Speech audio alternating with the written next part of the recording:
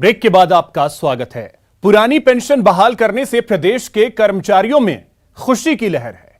मुख्यमंत्री अशोक गहलोत के दिल्ली दौरे के दौरान राज्य सरकार के अधिकारियों, कर्मचारियों ने मुख्यमंत्री अशोक गहलोत का आभार जताया। जोधपुर हाउस में कर्मचारियों ने मुख्यमंत्री को माला पहनाई और गुलदस्ता भेंट कर उनका अभिनंदन किया। पुरानी पेंशन योजना लागू करने की घोषणा के लिए मुख्यमंत्री गहलोत का आभार व्यक्त करते हुए कर्मचारियों ने कहा कि 1 जनवरी 2004 और उसके बाद नियुक्त कार्मिकों में इस साहसिक फैसले से बेहद खुशी है। सरकार ने वर्षों से लंबित मांग पर संवेदनशीलता के साथ विचार किया और उनकी पीड़ा को समझते हुए पुरानी पेंशन योजना की घोषणा कर लाखों कर्मचारियों और उनके परिवारों का भविष्य सुरक्षित किया।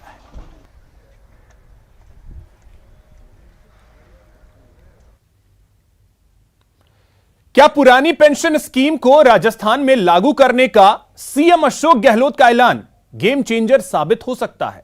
दरअसल दिल्ली पहुंचे सीएम अशोक गहलोत ने पूरे देश में सरकारी कर्मचारियों के लिए पुरानी पेंशन स्कीम लागू करने की मांग कर केंद्र सरकार और बीजेपी शासित राज्यों के लिए बड़ी चुनौती पेश कर दी है। देखिए रिपोर्ट।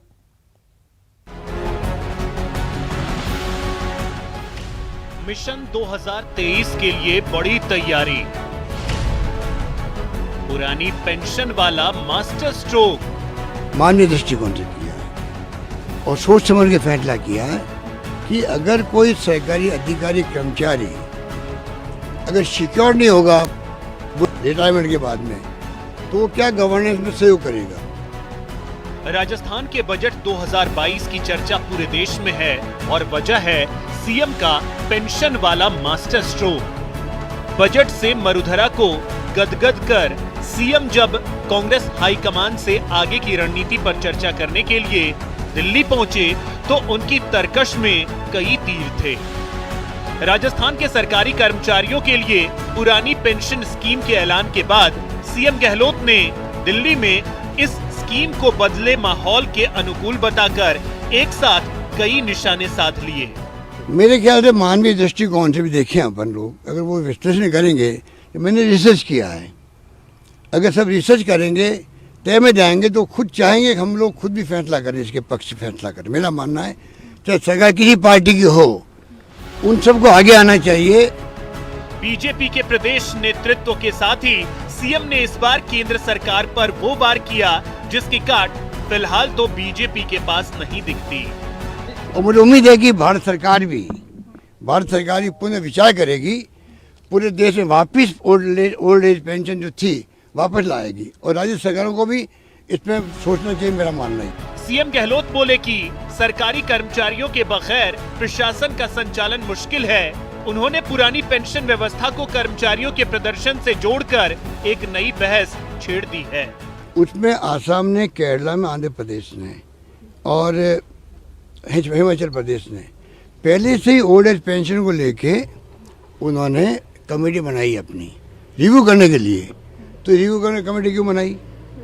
इसलिए कि सब लोग जो है इस बात को महसूस करते हैं कि हमारी जिंदगी सिक्योर नहीं है। 5 राज्यों में हो रहे चुनाव में भी गहलोत का ये कदम चुनावी चर्चा में आ गया तो बीजेपी समेत बाकी दलों पर पुरानी पेंशन व्यवस्था पर राय साफ करने की चुनौती बढ़ने लगी है। Rajiv Tiwari, news 18 network, Delhi.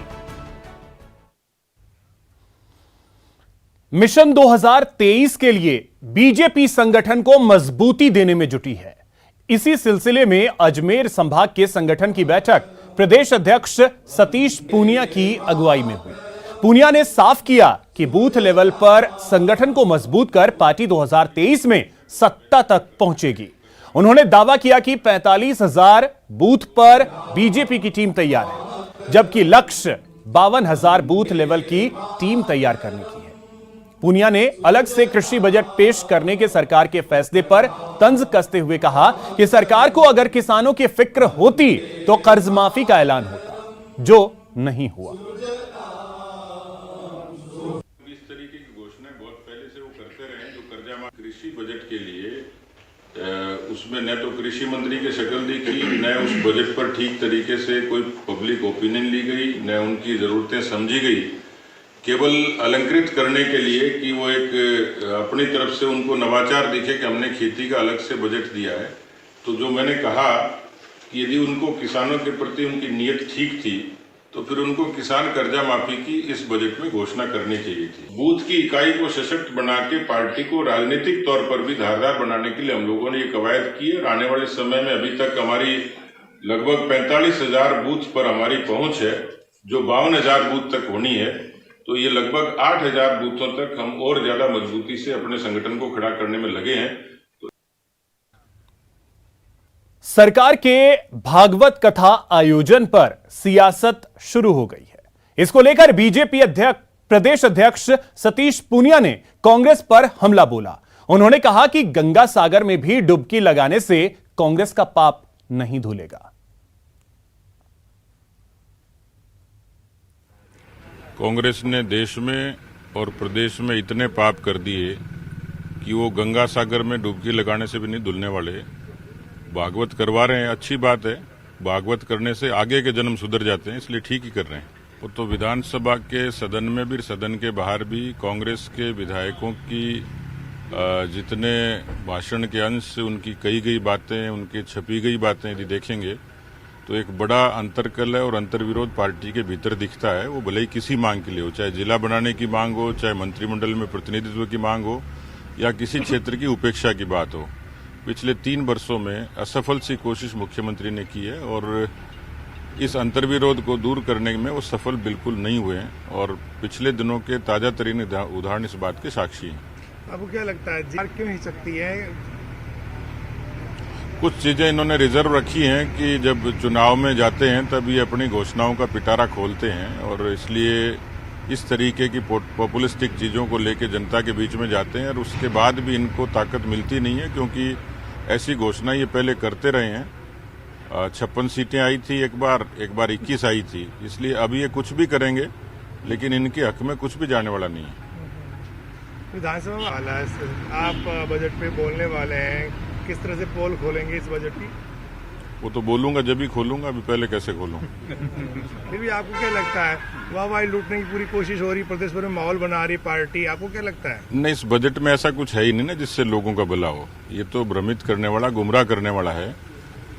वो आमदनी अठन्नी खर्चा रुपया जैसा बजट है, पैसा है नहीं, केवल घोषणाएं हैं। और घोषणा तो बहुत पहले से हम लोग देखते ही आए हैं कि पिछले 3 बजट की घोषणा कितनी धरातल पर है। ये 3 तारीख को जब जवाब देंगे, जब पता लगेगा। लेकिन मुख्यमंत्री घोषणाजीवी है, ये तो राजस्थान की जनता ने समझ लिया। सर, बैठकें हो रही हैं, अजमेर भी जा रहे हैं, बैठकों का मकसद क्या है? ऐसे बहुत ही क्रूशियल टाइम पे जब सरकार को घेरने में आप लगे हैं, अब आप बाहर जिलों का दौरा तक चालू कर चुके हैं, तो क्या मकसद है इनका? भारतीय जनता पार्टी का संगठन निरंतरता लिए हुए है, इसलिए हम लोग मल्टीटास्किंग काम करते हैं और हमें आंदोलन भी, रचना भी, संगठन भी, ये हमारी काम के करने का एक तरीका भी है और एक हमारी परंपरा भी है। पार्टी का संगठन निरंतरता लिए हुए काम करे। पीसीसी चीफ गोविंद सिंह डोटासरा ने आखिरकार नाथी का बाड़ा वाले बयान पर सफाई दी है। डोटासरा ने कहा कि इस लोकोक्ति का प्रयोग उन्होंने शिक्षकों को समझाने के लिए किया था। डोटासरा कांग्रेस के 2 दिवसीय आवासीय प्रशिक्षण में शामिल होने जैसलमेर पहुंचे थे। प्रेस वार्ता में डोटासरा ने बीजेपी पर भी निशाना साधा। डोटासरा ने कहा कि केंद्रीय मंत्री गजेंद्र सिंह शेखावत पर तंज कसते हुए कहा कि कांग्रेस से ज्यादा वे वसुंधरा राजे पर प्रहार करते हुए दिखाई देते हैं। महाराणा प्रताप पर दिए बयान पर मचे बवाल पर डोटासरा ने कहा कि भाजपा नॉन इश्यू को भी इश्यू बनाकर पेश करती है। मैंने जो भी कहा वो इतिहास में लिखा है, मैंने कुछ भी अपने मन से नहीं कहा।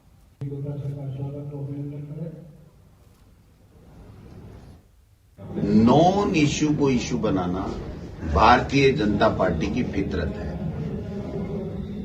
मेरे आज तक के किसी बयान में अगर ये आया हो कि महात्मा गांधी जी की शौर्य, उनकी वीरता, उनकी देशभक्ति, उनके स्वाभिमान पे किसी तरह की कोई टिप्पणी अगर मेरी मिल जाए तो आप बता देना।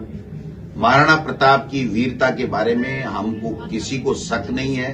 उनकी स्वाभिमान, उनकी राष्ट्रभक्ति, उनकी देशभक्ति हमारे राजस्थान के कण कण में विद्यमान है।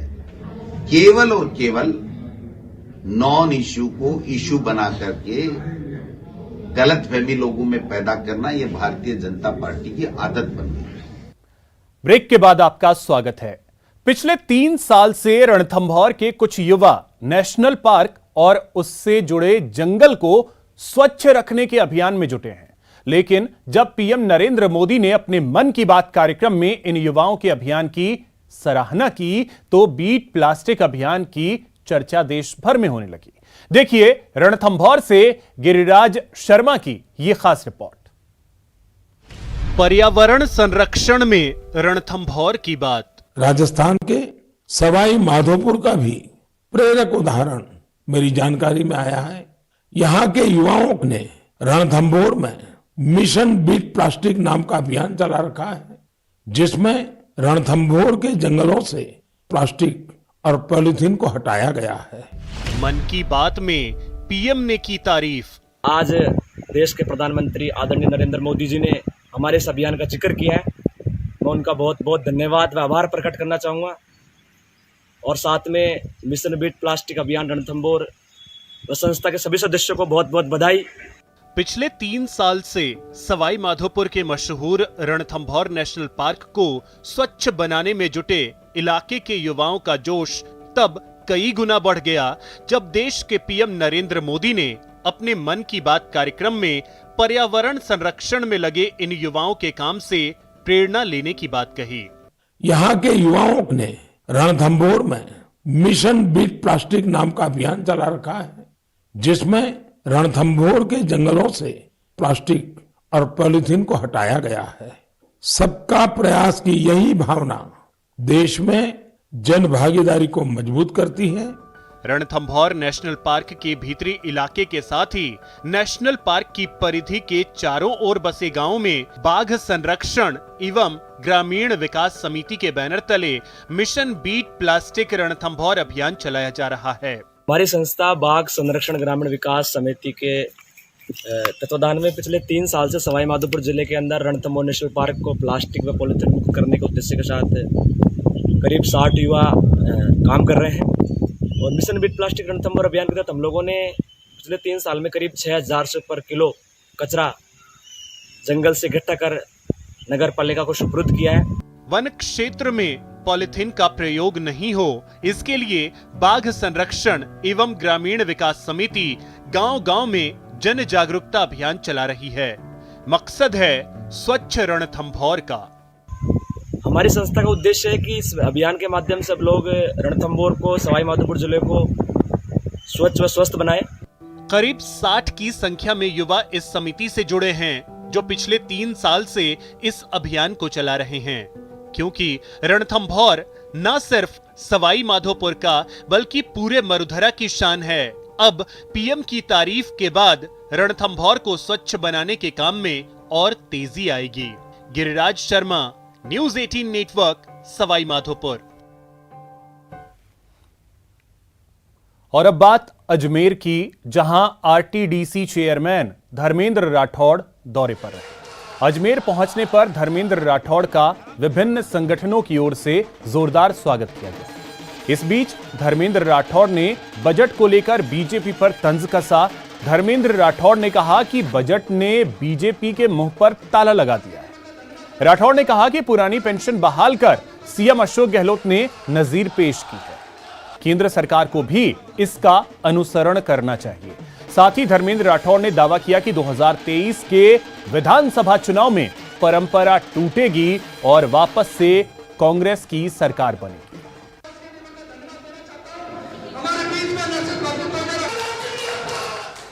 आप देख रहे हैं पूरे अजमेर में सभी वर्गों में खुशी की लहर है।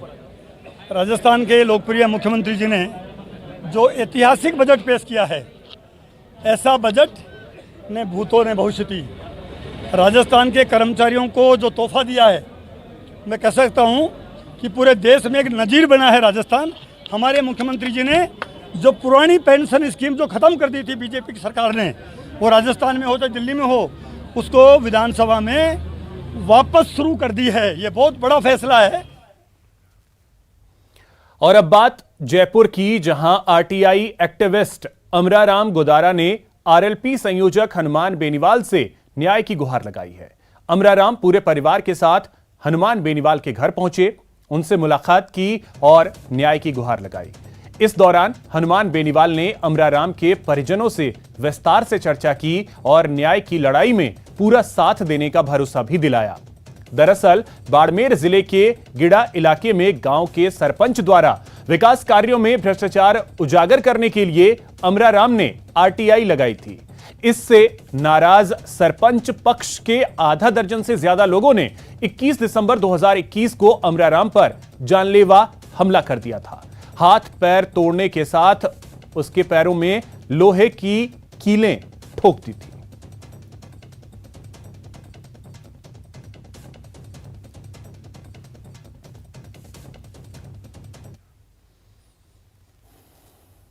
महिला एवं बाल विकास मंत्री ममता भूपेश ने कहा कि यूक्रेन संकट के दौरान यूक्रेन में फंसे छात्रों को लेकर संवेदनशील है राजस्थान सरकार। वहीं सभी छात्राओं के सकुशल लौटने पर गहलोत सरकार के प्रयासों की सराहना की। इस दौरान ममता भूपेश ने कहा कि यूक्रेन में फंसे सभी स्टूडेंट को सरकार जल्द स्वदेश लेकर आएगी। तो कितने बच्चे हैं जो आए हैं आज उनको? देखिए, यहाँ पे दिल्ली एयरपोर्ट के अंदर 21 बच्चे आए हैं। सुबह जयपुर बॉम्बे से 8 बेटियां आई थी। हम लोग राजस्थान सरकार की तरफ से माननीय मुख्यमंत्री जी ने पूरी तरह से संवेदनशीलता रखी हुई है और हमारा प्रयास है कि राजस्थान के प्रत्येक बच्चे को हम लोग मदद कर पाएं और उनको अपने अपने परिवारों तक उनको वापस ला पाएं। मैम, किस तरह की सुविधा आप लोग यहाँ से दे रहे हैं? जो छात्र हैं वो जाना चाह रहे हैं, किस तरह की सुविधाएं प्रदेश से दी जा रही हैं? देखिए, यहाँ से जो बच्चे अपने घर जाना चाह रहे हैं उनको हम लोग व्हीकल्स अवेलेबल करवा रहे हैं, उनके घर पहुँचाएंगे। उनको उनके परिवारों के साथ जो रुकना चाह रहे हैं उनको राजस्थान हाउस में हम लोग रोक के कल सुबह भेजेंगे। जो फ्लाइट से जाना चाहते हैं, जहां तक फ्लाइट जा रही है जिनके शहर में, उनको फ्लाइटों में भेजेंगे। जो सुविधा अनुसार इनको बच्चों को कंफर्टेबल लगेगा, इनके पेरेंट्स को जो लगेगा, उस आधार पे हम लोग इन लोगों को यहाँ से रवाना करेंगे। मैम, कई ऐसे बच्चे हैं जो अभी भी वहाँ पे फंसे हुए हैं, उनके लिए अगर बात करें तो उनसे कांटेक्ट करने की कोशिश की गई या उनके लिए क्या तैयारी चल रही है? देखिए, हम लोग लगातार संपर्क में हैं। मुख्यमंत्री जी ने धीरज श्रीवास्तव जी को लगातार कम्युनिकेशन करने के लिए लगाया हुआ है और हम लोग वहाँ के सरकारों से और वहाँ जो हमारे एम्बेसीज के अंदर जो लोग काम कर रहे हैं उन सब लोगों को हमने लगातार हम लोग संपर्क में हैं। और हम इन बच्चों से भी कह रहे हैं कि आपके जो साथी हैं, आप लोग भी फोन करके उनको ये बात बोलिए कि घबराने की आवश्यकता नहीं। किसी भी तरह से आप बॉर्डर पे आइए, वहाँ से हम लोग आपको यहाँ पे लिफ्ट करके लेकर आएंगे। राजस्थान सरकार जिस तरह से कोविड के दौरान माइग्रेट लेबर्स के लिए पूरी तरह से संवेदनशील थे, उससे भी ज्यादा संवेदनशीलता हमारे बच्चों के लिए सरकार इस समय रख रखी है। देखिए, रोज 2 या 3 फ्लाइट करीब करीब आ रही हैं और ये इवैक्यूएशन फ्लाइट के माध्यम से जो हम लोग के स्टूडेंट्स रोमानिया और पोलैंड और स्लोवाक, हंगरी, इन सारे बॉर्डर्स में किसी भी तरीके से पहुंच रहे हैं, वो सब अपने साधन से पहुंच रहे हैं। पैदल चल के पहुंच रहे हैं, -4 डिग्री टेम्परेचर में पहुंच रहे हैं। उसके बाद वहां से उनको ये फ्लाइट मिल जाती है और ये आ रहे हैं। फिलहाल इतना ही। नमस्कार।